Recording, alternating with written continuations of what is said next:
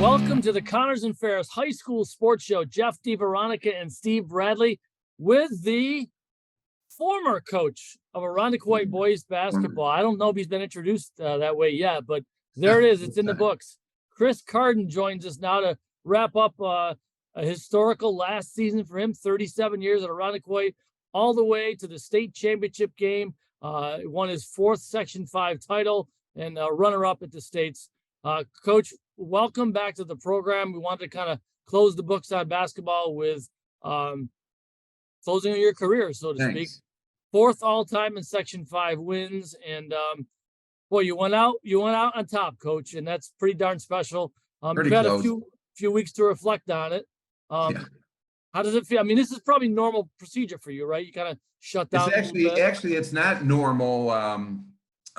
Usually at the end of the year, I always go to my wife, what's wrong? What's wrong? She goes, you're in a depression. The season's over. I'm not in a depression because right now I don't have any responsibilities. We had our banquet about a week ago and I cleaned out some basketball stuff. And, I still have some stuff I got to get to the next coach, but I'm actually really feel retired. Do you like Bayheim? 7 years. Yeah, I'm not going to be grumpy with you guys today, though. The local guys I'm good with. The national guys I'll be grumpy with. Chris, it just looked like a storybook season. And I know coming in, you knew your team would be good, but sectional championship good, Far West regional champion good, and state runner-up. I mean, was it a storybook season? It was a storybook season because the guys that I coached this year, or we coached with Derek Kemp and Dan Foley, was as good of a group of guys as we've ever had. I don't like to use the word best or favorite, but they were so locked in. I've never had a group as locked in to scouting reports. They were good, just best friends. They just had this past Monday a sleepover with a final team dinner and a sleepover. And they all got blankets. The 10 seniors got blankets at senior gifts with their names on them and stuff. And they had a sleepover. You would think they were junior high. You'd think they'd be junior high girls, but to watch the national championship game then, pretty much. That's right. That's right. Well, you had, 22-5, and you had some tough tests. You've talked about playing against Mendon and Sutherland and Athena, Victor, West Jenny. It's certainly a credit to Section 5. But, let me take you back to the championship game at Blue Cross Arena, because I don't think anybody thought you'd lost 2 in a row to Athena in the regular season after beating them in the Hilton tournament for the championship. You did lose at the buzzer at Athena. If you guys get a rebound there, you win the game. Right, we win. But I don't think anybody thought you would annihilate Athena that way. I don't even think you thought that could happen. No. What happened? 76-59, I think, was the final. Yeah, that's a lot of points, because on a regular high school court, that's probably 90 points. I was still thinking, oh my God, we gave up that many points on defense. But, I felt really good going in the finals. I'm not saying I knew we were going to win, but I knew the guys were ready. They did everything we asked, and I knew they were going to play pretty well. And I think what got us over that game was we drew some charges on some key players, got them in their key players in a little bit of foul trouble. And these guys are seniors. They didn't have many seniors, and they have 2 sophomores that start. The other 3 guys are juniors. It's important to be a senior. You've been through stuff before, and these guys were so close. I had to actually tell the guys to get back after timeouts because they're running on the court. In the first 15 seconds, they're mauling the guys. But you beg to have teams like that. But I didn't anticipate that. I anticipated a really, really good game. And, what's interesting is Quinn, I think 5 for 5 from 3. He wasn't in school the day before. And the day before that, he only practiced about 25 minutes. He was sicker than a dog. So that goes around as one of the greatest performances in Irondequoit history. 5 for 5, 23, a career high 23 points, Steve. Xavier Gissendaner also 23. And then Ryan, he's doing what he does. But Isaiah Ballard has some really great games in the postseason and stepped up for you. But Steve, when you have a kid like that who scored about 13 points more than the averages, that's tough for any other team to overcome. And Athena just couldn't counterpunch. I did think, I'll say it, I thought some of the kids got frustrated, not only with the officials, but with the Irondequoit defense. And you could see it just start to bother them. But at one point, you're up like 25 points in the third quarter, and we couldn't believe it. Steve, it was an incredible performance. Chris, you mentioned a couple times just how close this team was, and you can't fake culture. So where did this closeness come from? Well, some of the guys I taught, I taught them when they were in elementary school, so I had a good relationship with a few of those guys. But we do so much in our program. We play 3-4 nights in the summer, so the kids can play other sports, and a lot of them played 3-4 nights. And then, all the stuff we do on the morning workouts. I had, lacrosse players, football players. I had multi-sport guys buy in. Now, we never had them work out during, their own season, but I mean, we were with them almost 200 days, and you develop, I took them out, we had breakfast, and the last day I'll tell you how close this team is. The other day, I got a call from one of my guys. He goes, "Coach, can you buy some cookie dough from the lacrosse team?" I go, "Yeah, I will." And then another guy, Kenyon Lovett, called me 1 minute later. "Kenyon, you're calling me to buy cookie dough. I will buy it from you, but nobody else." So they're calling me right away, thinking me first. But yeah, I'm really close with these guys. We've been through a lot of battles. We won the East High Summer League, and we just had a lot of great memories and great times together. Steve, I want to ask you about Kenyon Lovett. I didn't talk to him a lot most of the season, but after talking to him out in the postseason after a couple of games, I kind of felt like he was kind of the heartbeat of this team. Like he was the engine that got him going. And not a guy that had outlandish stats by any means, but what did Kenyon Lovett mean? And we all know about Heath, and Quinn had an amazing run there with shooting much of the season too for Quinn. And Xavier was a terrific Robin to Heath's Batman. But tell me a little about him, about what a great job Kenyon Lovett. We had two really heart and souls on this team. Logan Harris, who didn't play a lot, he was on our bench. And he would always bring us in before practice. Unfinished was our thing. We'd always wait for him to say unfinished. We'd always clap before we started practice. Kenyon really was a heart and soul as well. He took 30 charges, and he sacrificed his body. And before games, we called him the Reverend, because I would talk, and then he'd bring everybody in and say a few words.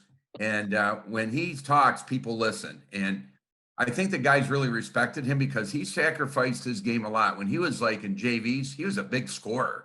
He was a scorer. And he became more of a defender, a lockdown defender. Between him, Quinn, and Xavier, I could really put those guys on a lot of guys, and it really helped. And that's why our defense was so good. And that's why we were so good, because our defense was really good at times this year, and as good as any, under 50 points per game. We didn't shoot the three well. We didn't shoot foul shots well. We weren't overly big. So, you got to win some way, and we definitely won with defense. So, Chris, good thing, first off, that you don't give out milkshakes for charges, or else, No. They'd call me Chris Carvel. No, I give drink boxes. The problem is I have to go to Hagedorn's to get the high C drink boxes that, like, we keep track of charges all year, even in practice. So you could be a bench guy and not get in the game. But if you're taking charges in practice, you get a drink box that day. And I keep the totals, and it's the only award I give at the banquet, an individual award. So Wegmans, you can barely get them. Tops, no. Hagedorn's. But now, like me, they're retiring. But also there was a fashion change late in the year, right? You went away from the shirt and tie, and you rode the pullover all the way to the state final. Yeah, went to the little Maui Classic, we call it, because my longtime JV coach Tim Mabb never wore a tie. He had trouble wearing it, but I wore them, and I hated wearing them. But I wanted the kids to dress up for away games, so shoes, slacks, shirt, tie, and even Logan Harris would text me 20 minutes before I left the house. "Coach, you got a navy blue tie. You got a red tie today. I need an orange tie." So that's that. I just wanted something a little different. I go, you know what? We were 16-1. We've lost 3 in a row. Let's do something different. I'm a little superstitious. I do change my underwear, unlike Dan Hurley, but I'm superstitious. We're all superstitious. So we just decided, Because those guys wore theirs at times. They go, I'm going to go with it. And they go, do you going to wear a tie with it? I go, you know what? I'm not going to wear a tie. So it was definitely, you got to win 7 games to win the states. And we won 6. And I think 5 of them were, or 4 of them were over state ranked teams. And I told the kids after, you guys did a heck of a job. I mean, we ran into a really, really good team. Better than people ever thought if you just looked at them, but they were really good. Yeah, we'll break it down. Take a quick break, come back. We'll talk a little more about the future for Chris Cardon, but also talk about the state semifinals, which was great performance, bizarre to a degree, defensively what you did, and then Tappan Zee in the championship game. So we'll take a quick break, come back, talk more with Chris Cardon, former Irondequoit coach, right here on the Connors and Ferris High School Sports Show.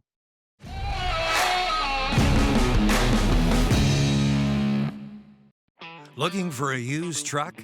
Can you find one out of 350? At BobJohnsonAutoGroup.com, you'll find one. Love SUVs? 800 are waiting for you to take one home at BobJohnsonAutoGroup.com. Add 350 pre-owned sedans, and you've got a total of 1,500 used vehicles only at BobJohnsonAutoGroup.com. Bob Johnson's got you right. Bob Johnson. While we celebrate 140 years of serving our community, the kind of delicious joy that lasts a lifetime, we look forward to serving you for 140 more. With hardworking, wholehearted, passionate people who will help shape new memories for generations to come.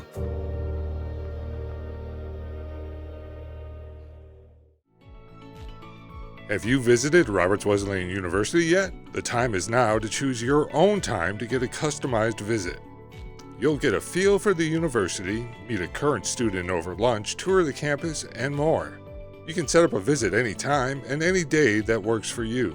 Schedule your visit at roberts.edu/visit. At Roberts Wesleyan University, we want to make your visit twice as rewarding. Be one of the first 500 students to visit campus and receive a $100 Amazon gift card. To qualify, the traditional undergraduate student must attend an on-campus admissions event or personalize a visit to campus with at least 3 activities. 1 gift card per student. For more information, visit roberts.edu/visit.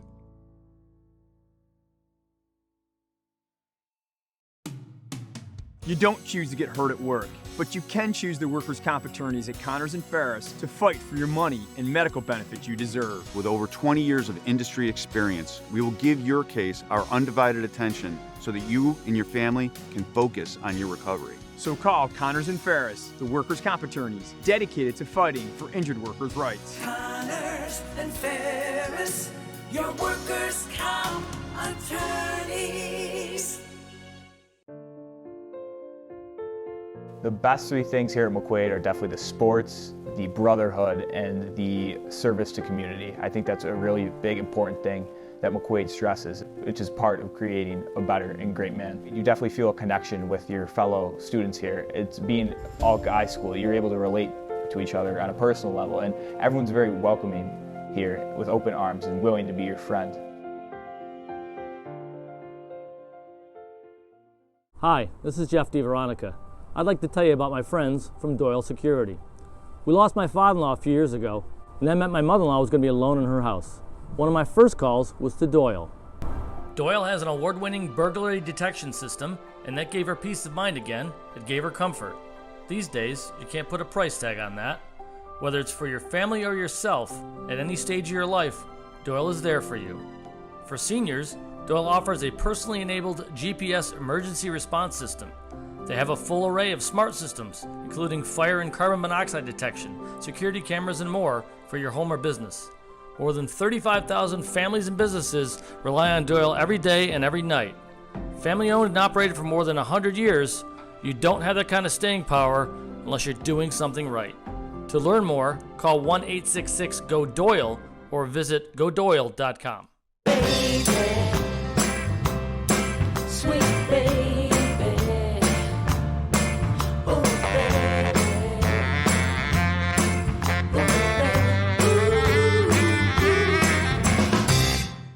Local McDonald's McDonald's operators care about our local schools, teams, and student athletes. That's why they support the return of high school athletics in the Rochester area and around the state. See you before or after the big game at McDonald's. Welcome back, Section 5. Game on!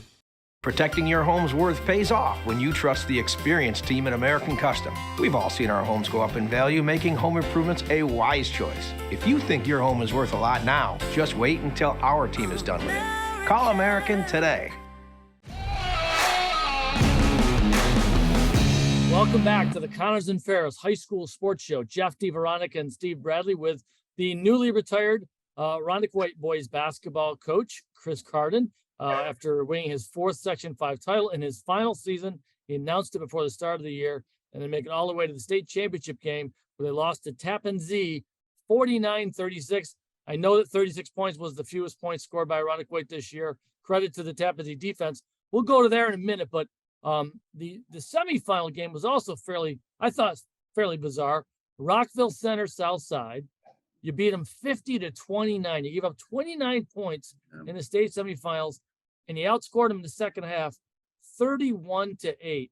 Chris, that was strange. That was strange. It was strange. We saw them on. Nowadays you got tape. We had probably 5-6 of their games that we had seen, including they beat the team that won it last year, and that coach was very gracious to give us a scouting report, more than gracious. And they were really big. They had a bunch of 6'4", 6'5" guys, a couple guys going to Geneseo, and we knew they were good. Obviously, you get there, everybody's good, but what they ran offensively was not that difficult to guard. It wasn't really difficult to guard. So. Guys locked in the scouting report. First half, Ryan and I think Xavier combined for 3 points. And I go, you guys are getting stops, but you got to get the ball and get going. Let's get running, try to get some transition. And we don't press a lot because we didn't have a lot of depth, big court.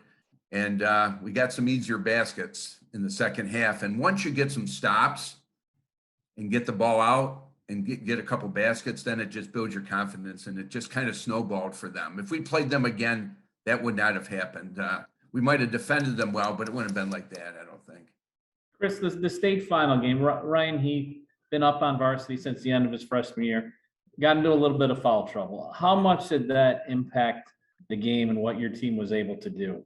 I think that really hurt us. You had the 2 offensive fouls in the first half, and they were really that was the best defensive team we played all year, and well coached, and they ran their stuff really well. That really hurt us. And then he picked up the one in the third quarter, and the third quarter really hurt us because we were up 4 at half, and they just locked into our offense. They were really hard to screen and cut against, and they were limiting us to 1 shot. And then we put him back in the fourth. He picked up another foul. So when you got, arguably as good a player as any player in Rochester, you take him out of the lineup, and we only have 2 guys that average double figures. It's him and Xavier.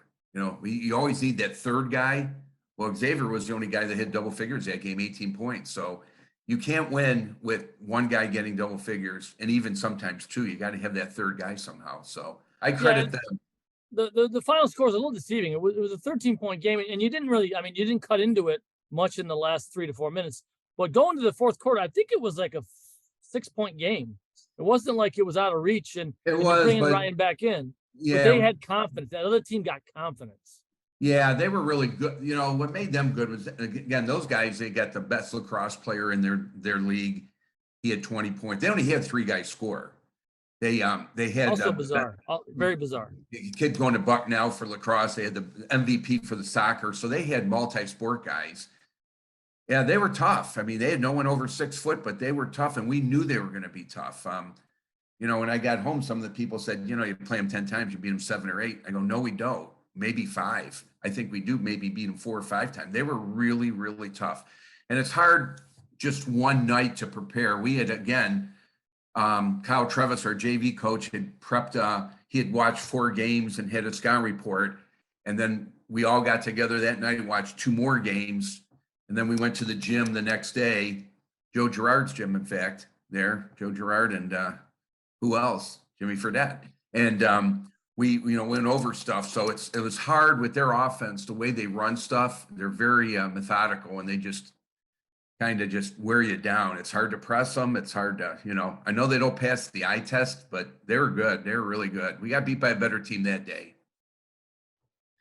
Chris, any moments that you just take away from the season? I mean, Jeff and I are big believers.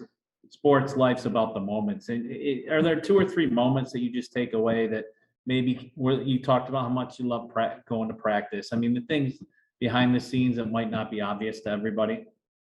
Well, the West Jenny, we won at the buzzer. That was special. But when we beat Athena in the finals, and we played them 9 times or 7 times. We played them 7 times in the finals.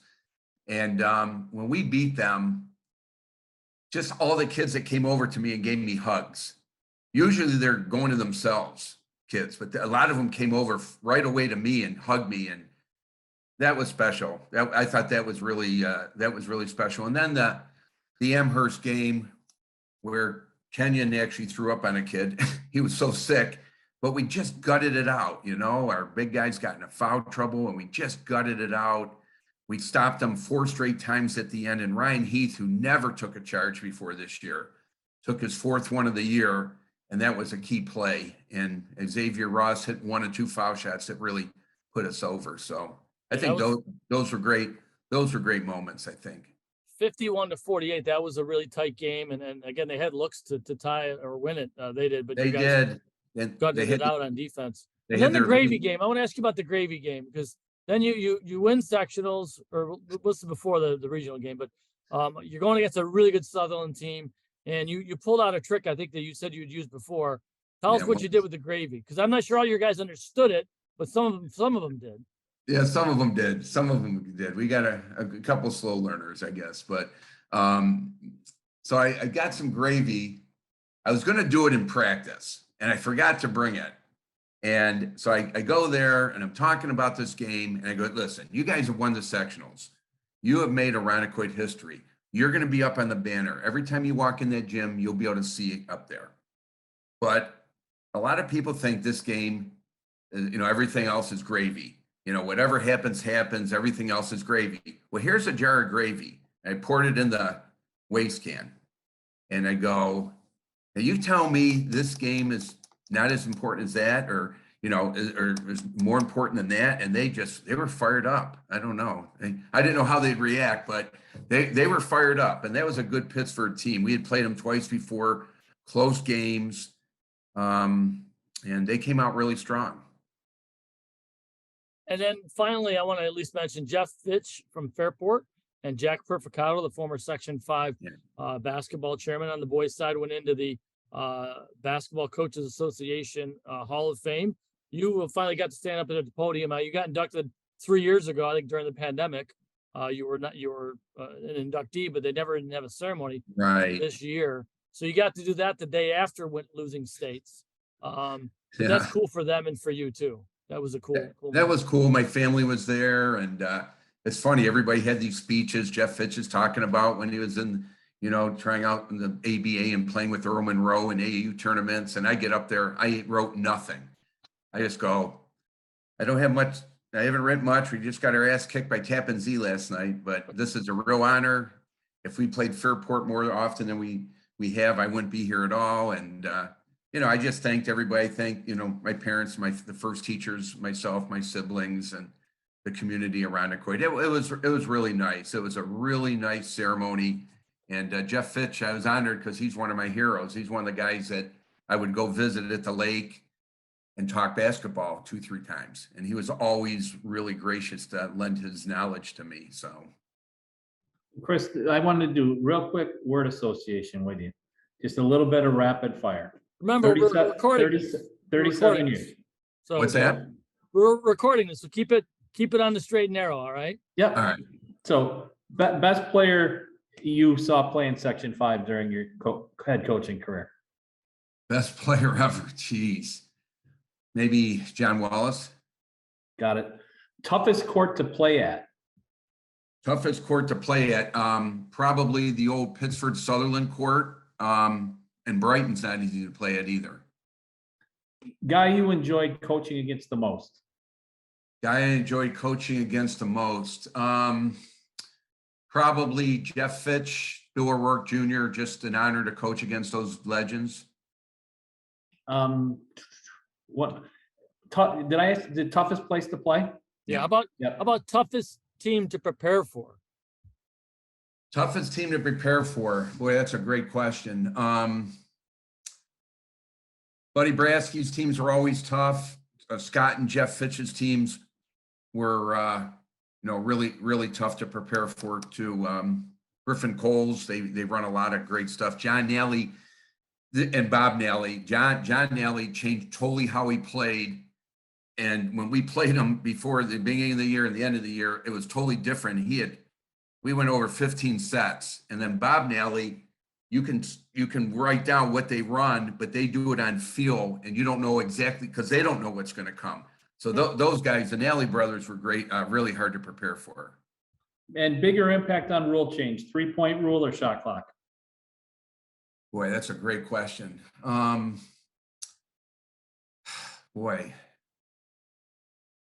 think the 3-point rule, because I think you don't see a lot of shot clock violations. You don't see too many of those. But teams would, like a Fairport, the old Fairport could spread you out in four corners and milk it a little bit. But I think the 3-point, because you got to defend it and you got to be able to shoot it. And luckily we were able to defend it this year. We didn't shoot it that great. And then your biggest pregame superstition. You mentioned that you were a little superstitious. What? I always picked up, if I find a penny that's heads up, I pick it up, put it in my pocket, and then I carry it with me to all games. And at the end of the year, I put it in the church basket. I give them a little more money than that, but yeah, I probably had like 25 pennies. Yeah, I'm very superstitious.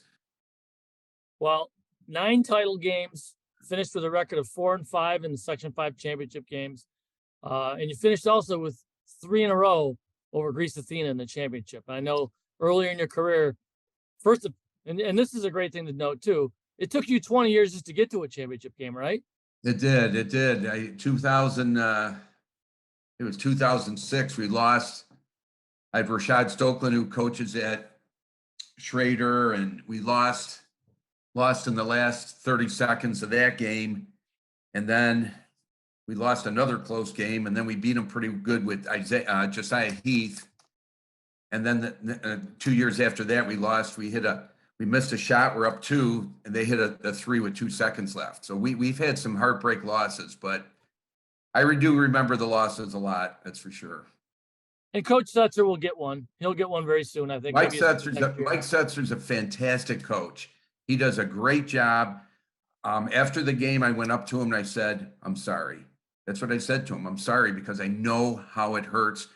I know he's probably lost 3 or 4 times in the finals. His team was undefeated in our division, which was incredible with a team that he didn't start one senior. So I have a high regard for Mike Setzer." Well, I just want to say before we close, Steve, that it was a lot of fun watching this team play. They exceeded my expectations by a lot. I didn't think that. I think you got every single ounce of this roster out of them. I really do. And I can also tell you that when I was leaving the DNC and I was interviewed for this job at West Irondequoit as their communications director, part of my little are there signs that tell me like this is the right place to go? Chris Cardon coaching here was one of the reasons for that. I said, you know what? That. That's a West good place to Irondequoit's be. a special place, no doubt. Yep, I learned that too. Great people, and I know you're going to be you're not going to be around the program per se for a little while because you want to give the new coach space.